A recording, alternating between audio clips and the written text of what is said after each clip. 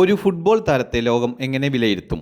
അവൻ എത്ര ഗോൾ നേടി, എത്ര കിരീടങ്ങൾ നേടി, എത്ര ആരാധകരുണ്ട്, അവൻ്റെ കളി മികവ് എന്നവ കൊണ്ടായിരിക്കും. എന്നാൽ ഇതൊന്നും ഇല്ലാതെ തന്നെ ഏകദേശം 20 വർഷത്തോളം ലോക ഫുട്ബോളിനെ കബളിപ്പിച്ച ഒരു മനുഷ്യനുണ്ടായിരുന്നു. ഫിഫയെ പറ്റിച്ച, ലോകത്തെ പറ്റിച്ച അദ്ദേഹത്തിൻ്റെ പേര് കാർലോസ് കൈസർ. വിശ്വസിക്കാൻ പ്രയാസമാണ്, എന്നാൽ ഇത് സിനിമയുടെ കഥയല്ല, യഥാർത്ഥത്തിൽ നടന്ന സംഭവമാണ്. 1979 ബ്രസീലിൽ ഒരു യുവാവ് പ്രൊഫഷണൽ ഫുട്ബോളിലേക്ക് എത്തി. ഉയരവും ശരീരഭംഗിയും ആത്മവിശ്വാസം സ്റ്റൈലിഷ് ലുക്കും കണ്ടപ്പോൾ എല്ലാവരും ഒരേ കാര്യം പറഞ്ഞു: ഇവൻ വലിയൊരു സൂപ്പർ സ്റ്റാർ ആകും. പക്ഷേ അതിന് വലിയൊരു പ്രശ്നമുണ്ടായിരുന്നു. അയാൾക്ക് ശരിക്കും ഫുട്ബോൾ കളിക്കാൻ അറിയില്ലായിരുന്നു. പന്ത് കാലിൽ കിട്ടിയാൽ തന്നെ ആ രഹസ്യം പുറത്താകും എന്ന് മനസ്സിലാക്കിയ അദ്ദേഹം ഫുട്ബോൾ കളിക്കാനല്ല, മനുഷ്യരുടെ വിശ്വാസം ജയിക്കാനാണ് അദ്ദേഹം ശ്രമിച്ചത്. അതിനായി അദ്ദേഹം ആദ്യം ചെയ്തത് വില കൂടിയ ക്യാമറകൾ വാടകയ്ക്കെടുത്തു. എന്നിട്ട് അദ്ദേഹം പ്രാക്ടീസ് ചെയ്യുന്ന ഫോട്ടോകളും വീഡിയോകളും വലിയ മാധ്യമങ്ങളിലേക്ക് അയച്ചു കൊടുത്തു.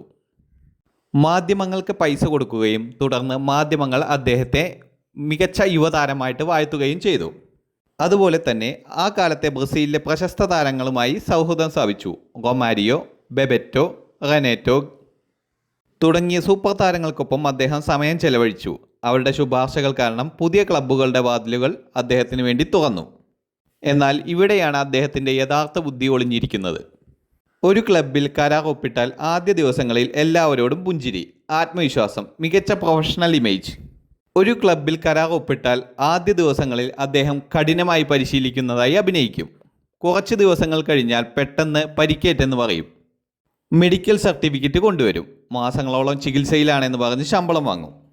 പരിക്ക് മാറിയെന്ന് ക്ലബ്ബ് പറഞ്ഞാലോ പിന്നെ മറ്റൊരു കഥ ഇറക്കും.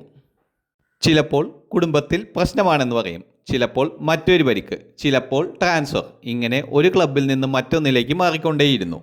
ഒരു ദിവസം മറ്റു മാർഗങ്ങളില്ലാതെ അദ്ദേഹത്തിന് ആരാധകർക്ക് മുന്നിൽ പരിശീലനം നടത്തേണ്ടി വന്നു. പന്ത് തൊട്ടാൽ തൻ്റെ രഹസ്യം പുറത്താകുമെന്ന് മനസ്സിലാക്കിയ കൈസർ പന്ത് തൊടാതെ തന്നെ സ്റ്റാൻഡിലിരിക്കുന്ന ആരാധകർക്ക് തൻ്റെ ജേഴ്സികൾ എറിഞ്ഞുകൊടുത്തു. എല്ലാവരെയും അഭിവാദ്യം ചെയ്തു. ആരാധകർ സന്തോഷിച്ചു. പരിശീലനം തുടങ്ങും മുമ്പ് തന്നെ പരിപാടി അവസാനിച്ചു. അന്നും അദ്ദേഹം ബുദ്ധിപരമായി രക്ഷപ്പെട്ടു. മറ്റൊരു സംഭവത്തിൽ ഒരു കോച്ച് എന്തു വില കൊടുത്തും അദ്ദേഹത്തെ കളിപ്പിക്കുമെന്ന് തീരുമാനിച്ചു. ഒരു മാർഗവും ഇല്ലാതിരുന്ന കൈസർ വാമപ്പ് ചെയ്യുന്നതിനിടെ പെട്ടെന്ന് ഗാലറിയിലുണ്ടായിരുന്ന ആരാധകരുമായി തർക്കമുണ്ടാക്കി. അതൊരു വലിയ സംഘർഷമായി. അതിൻ്റെ പേരിൽ ചുവപ്പ് കാർഡ് കിട്ടി. മത്സരത്തിൽ ഇറങ്ങേണ്ട സാഹചര്യം തന്നെ ഒഴിവാക്കി. ഇങ്ങനെ അദ്ദേഹം വർഷങ്ങളോളം ക്ലബ്ബുകൾ മാറി. ബ്രസീലിലും മെക്സിക്കോയിലും ഫ്രാൻസിലുമുള്ള നിരവധി ക്ലബ്ബുകളുമായി അദ്ദേഹം കരാറുണ്ടാക്കി. എന്നാൽ അദ്ദേഹം ഒരു മത്സരം പോലും കളിച്ചില്ല എന്നത് ശ്രദ്ധേയമായ കാര്യമായിരുന്നു.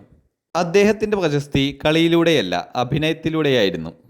അന്നത്തെ കാലത്ത് ഇന്ന് പോലുള്ള സോഷ്യൽ മീഡിയയോ ഓരോ പരിശീലനമോ റെക്കോർഡ് ചെയ്യുന്ന ക്യാമറകളോ കർശനമായ ഡാറ്റ വിശകലനമോ ഉണ്ടായിരുന്നില്ല.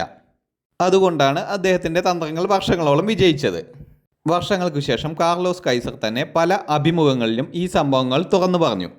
പിന്നീട് അദ്ദേഹത്തിൻ്റെ ജീവിതത്തെ ആസ്പദമാക്കി ഡോക്യുമെൻ്ററിയും പുറത്തിറങ്ങി. ലോക ഫുട്ബോളിലെ ഏറ്റവും വിചിത്രമായ വഞ്ചനാ കഥകളിൽ ഒന്നായി ഇന്നും അദ്ദേഹത്തിൻ്റെ പേര് പറയപ്പെടുന്നു. ഫുട്ബോൾ ചരിത്രത്തിൽ മികച്ച മത്സരങ്ങൾ കളിച്ചും ഗോൾ അടിച്ചും ഇതിഹാസമായ താരങ്ങൾ ഒരുപാടുണ്ട്. പക്ഷേ ഒരു ഗോൾ പോലും അടിക്കാതെ, ഒരു മത്സരത്തിൽ പോലും ഇറങ്ങാതെ ഒരു വലിയ കരിയർ സൃഷ്ടിച്ച മനുഷ്യൻ എന്ന പ്രത്യേകത കാർലോസ് കൈസറിനാണ്.